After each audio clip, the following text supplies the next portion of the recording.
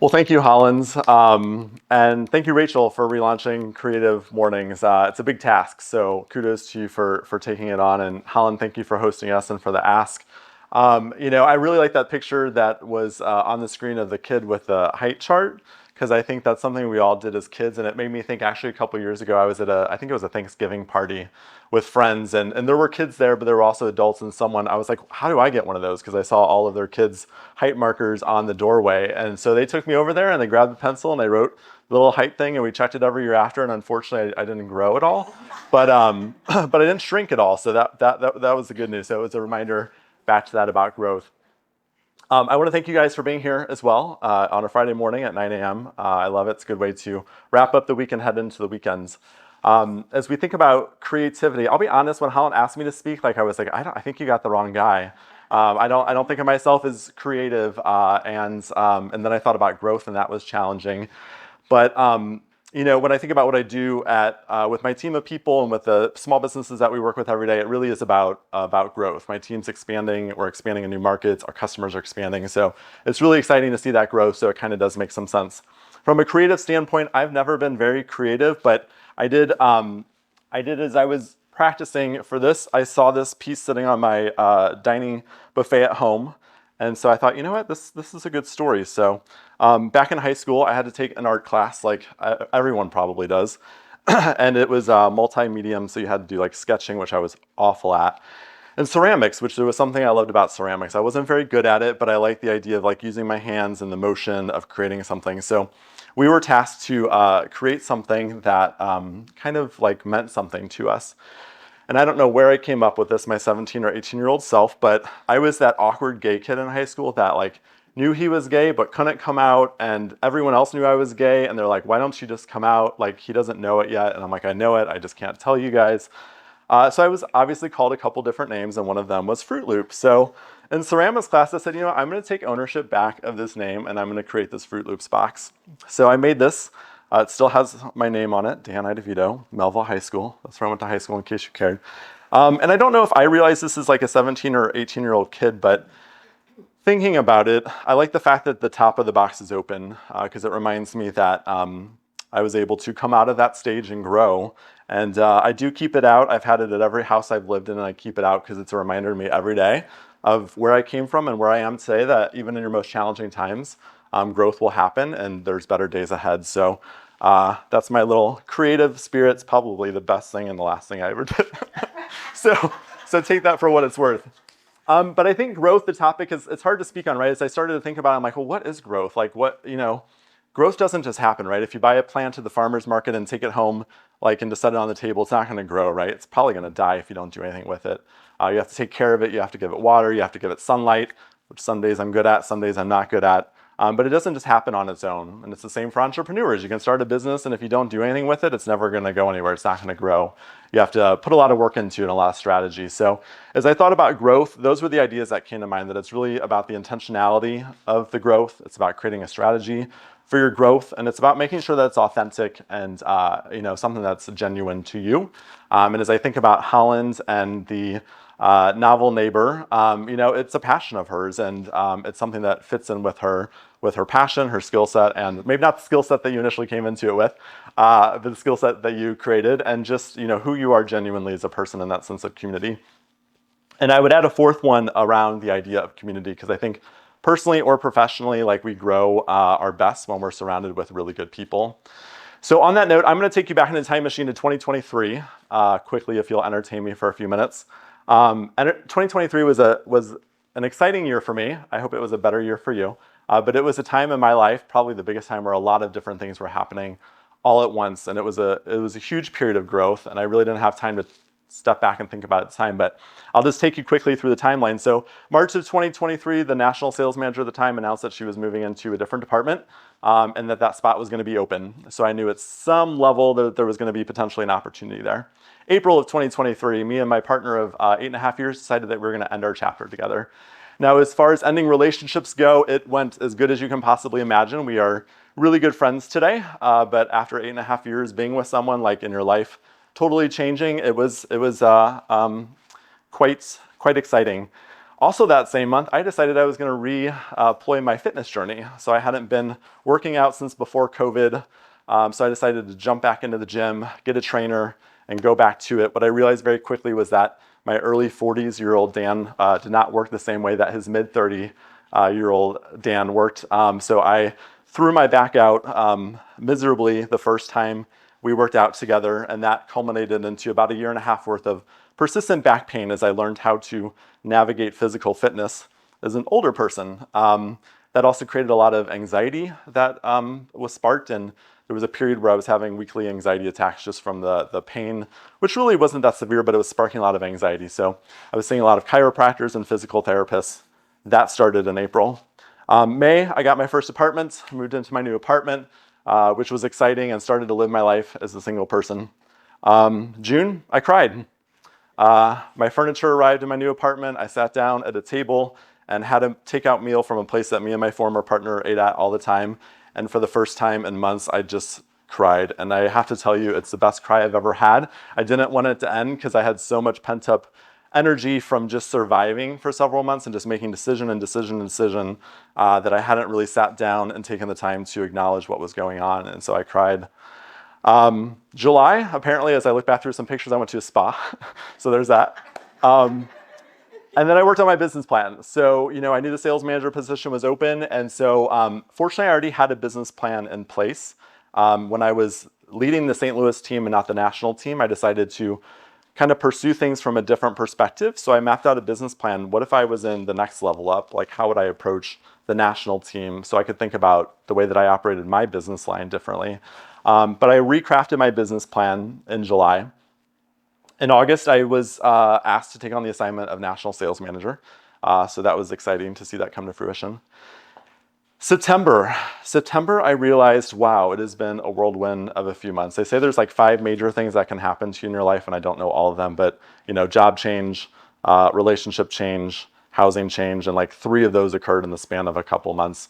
And so I sat down and I thought about it, and as I reflected on it, I felt this immense sense of gratitude for the relationship that I had and the time that we had together, for the house that I had been in, for the new place that I was in, for this new opportunity at work. And the one thing that kept coming to mind was there are so many people in your life that helped get you through every single one of those days over the last several months, that I wouldn't have been able to do by myself. It was those people that called me, those people that texted me, those people that went to soccer games with me, the people that invited me into their lives, that were helpful. So I thought to myself, how do I acknowledge that gratitude and that community that I have? And so my birthday was coming up the next month. So I thought about it, and I'm like, well, I'm not the type of person to throw a birthday party for myself. Like, that feels awkward. And I don't really know what else to do. But I want to thank them, and I also want them to come together and meet each other. About 8 years prior, I lost my best friend. She was 32, to a random medical issue, and she had the most amazing celebration of life. And I still think back to that day, and it was the most beautiful thing you've ever seen. The saddest part about it was that the person that we were all there to celebrate wasn't there with us physically. And I thought to myself, I don't want to wait until I'm gone to bring together all the people that I love and care about to meet each other and build connection. So I thought about it again, and I'm like, should I throw together a birthday brunch? And the answer that came to me was, you can't not put this together. Like, you have to do it. So I spent a few days and really thought through my community, my family, my friends, my professional network, and thought, who are those people in my life that have helped me over the last year that I've connected with? And then who are the people that maybe I haven't connected with recently that I want to connect with? And put together a guest list. And we met in early October on the patio of Herbie's in Clayton, one of my favorite patios. It was a beautiful October morning in the 70s and sunny, and we brunched. And it was an incredible experience.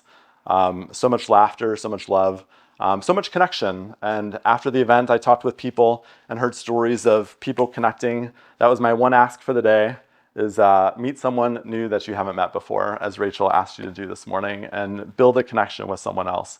And so the stories that came out of that, of people that, there was someone that had just been to Africa, met someone that was randomly trying to plan a trip to Africa, and they connected. There was someone that had been in healthcare for a few years that met someone that had been in healthcare for decades.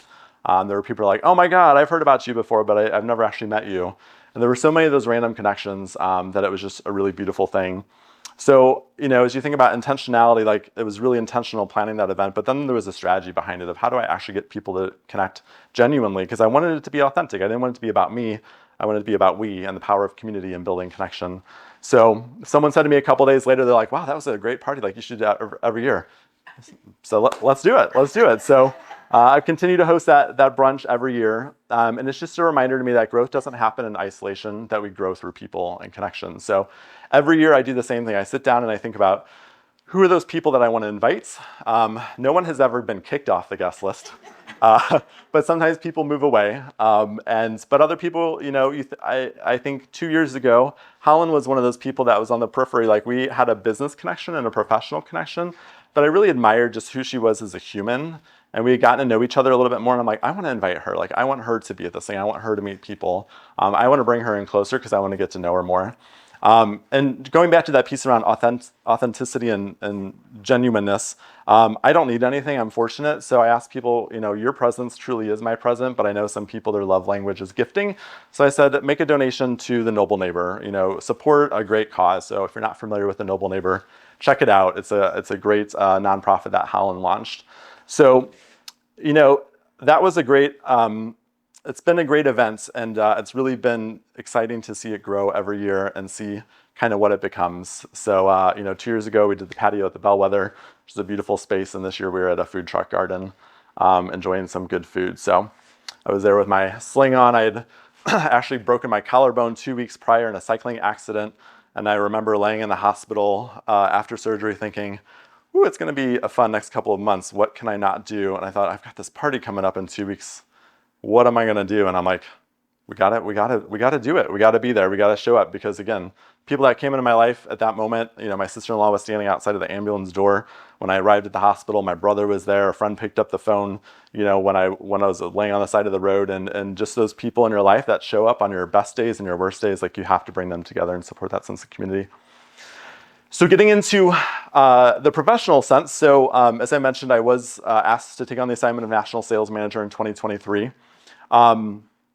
So just to provide some clarity, so I lead a team of about 20 business development officers across 8 major markets in the US for Enterprise Bank. And their task really is to bring in new business relationships, but it's from a place of being a strategic advisor. We really want to build genuine connections with small business owners. So, we've grown from probably about 16 people last year to 20 this year. We'll probably have 25 or 30 next year. So we continue to grow. And, that's where I think my creativity comes into play is I really approach it as my own business because I'm not creative enough to launch my own business yet. So I get to live vicariously through the business owners that we work with and through my business line. So I really think strategically around how we can accomplish that and drive the results that we're looking for, but from a place of authenticity of really being an advisor and helping the people that we're working with grow. So as I mentioned, I already had a business plan in place. If I was good enough to put together a presentation this morning, I would have included some pictures of the whiteboards that I did. So I love a blank canvas and just going up with markers and just sketching out business plans and strategies. So I have several pictures on my phone of those over the years that I've done. As I mentioned, I already had one, and then I went back to the whiteboard wall and crafted another one. And that's really where the strategy for the position came into play. So I'll just touch on that from a business perspective. There were really 2 key components of that. As I looked at my team and looked at the people that we served and the communities that we served, I wanted to make sure that the team, talent is really critical in any business. So I looked at the compensation plan to make sure that it was really aligned with the values of driving the right results, right? I want people out there building genuine relationships, and that it was also competitive and motivated my team to be better every day. And then the other piece of it was the leadership component, the structure of the team. So we'd had a structure in place that worked for 10 years, but it wasn't really working for the growth that we were experiencing. So I revamped that structure to ensure that each of those 20 people on my team had the support on a daily basis to be as best as they could be.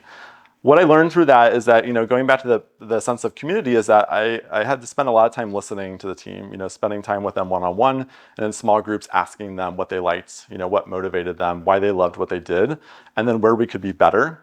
And then also building strategic partnerships with the executive leadership team, because ultimately any changes that I wanted to make had to go through levels higher than me. So I took a lot of time to really get to know those people and really understand what their goals and objectives were, how they looked at my team, to make sure that when I put those plans forward, that they had the best chance of being approved and helping to support our goals. So that was a challenge for me, to really build connections with different people, and again, from a business and a personal sense, just understand who they were and what they were wanting to achieve. Finally, from a creative standpoint, I think I have lots of friends that are creatives, and I think as you look at creatives from a business perspective, it can be challenging, right? I think a lot of people are very passionate about what they do, but if you're trying to turn it into a business sense, it can be a little bit challenging to make that successful. So, I've talked with a few different people, and I think probably one of the biggest challenges is just really understanding that your passion for what you do can be a business, that it can be something that drives revenue. So I think, to some degree, recognizing it as a business is probably pretty critical. And then, coming up with a strategy to achieve that. There's something I brought with me today, and I was going to put it on, but, revert back to the collarbone story of trying to put on clothes these days. This is something I think actually it was a year ago at an holiday market at Intersect Arts. Is that the name of it? I came across this artist who had these shirts for sale. And, to be honest with you, I live in a 1,300 square foot loft downtown on Washington Avenue. I don't have a ton of space. I'm also a minimalist, so that doesn't help me out. And I also don't like buying things or like changing things out. So pretty much what I have is what I have. I love art though, but I only have so much space. So if I'm not buying it for a gift, it's challenging for me to buy things unless they're note cards. I love note cards. But I came across an artist who was selling these t-shirts, and I was really impressed because I was like, this is, first of all, super cool. Second of all, like it kind of looks like it would fit me. I liked how it was down the arms, and Amada Dudes, so if you're looking. And I also liked it from a business standpoint because I don't think I've run across a lot of people at fairs that were doing art on wearables. So I thought this was super cool, so I wanted to bring this with me today because, I think recognizing your business, recognizing your creative abilities as an ability to build a business and revenue streams is really important. And I really like the creativity around driving a revenue stream, of wearables. So brought that with me today. Finally, I think the biggest component as we go back to community is having that community of people who support you and who want to help. People truly want to help. I had to realize that when I broke my collarbone and couldn't use my left arm for weeks, that people really want to help, but you have to ask. So that would be my big push today is to ask, find those people in your life and ask them how they can help you be successful in whatever you're trying to accomplish. So Rachel, I'm going to throw this out here right now. If I can help you in any way with Creative Mornings, I'm here. So please let me know. And I'm going to follow up with you. I'm going to do my part. I'm going to ask you for one thing as I close today. So I put the cup of love on the table for you. My business card is inside. It has my cell phone number, my email address. If I can help in any way, please let me know. But use that to go meet up with someone that you haven't connected with recently and have a cup of tea with them. And I'd like for you to take a minute and just think about, silently, who is someone in your life that you want to reconnect with, build a better connection with, and then think of a way that you can ask them to help you in whatever you're trying to achieve, whether it's business or personal. Take a minute to just think about that, and then we're going to come back, and I'm not going to ask you to share and make it awkward, but then we'll close up. So just a quick minute of silence.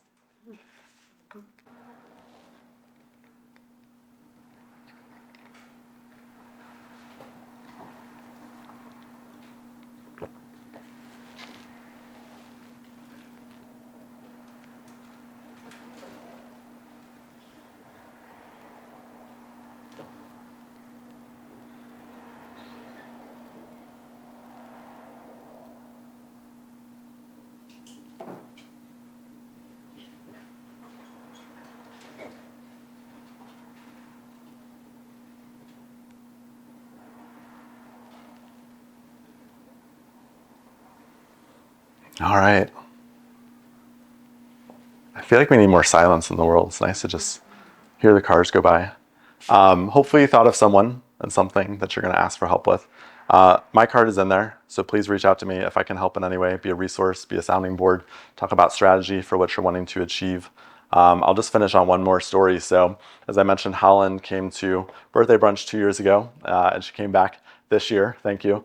There was someone that I thought about this year that I hadn't connected with in many years. We knew each other from a business standpoint, and I thought, I'd really like to connect with them, and I invited them. They weren't able to make it, but we talked about getting together. Holland invited me to a concert a couple weeks ago on a Monday night, which, if you know me, like, I love music, but I don't necessarily go to live music. Definitely don't do a whole lot of social things on weekdays. But I said, this looks really cool, and I invited this person who couldn't make it to birthday brunch. We came to the concert, had a great time, stayed out past 9:30 on a Monday night, which is super wild. But we got to reconnect, and I talked to Helen, connected with her, connected with his friends. We had a great time. They're going to connect. I ran into my CPA there, who I think actually Holland introduced me to. So it just is a good reminder that, like, when you say yes to things, that good things can happen. So thank you for allowing me to be here today, and please reach out if I can help in any way and be a resource. Thank you.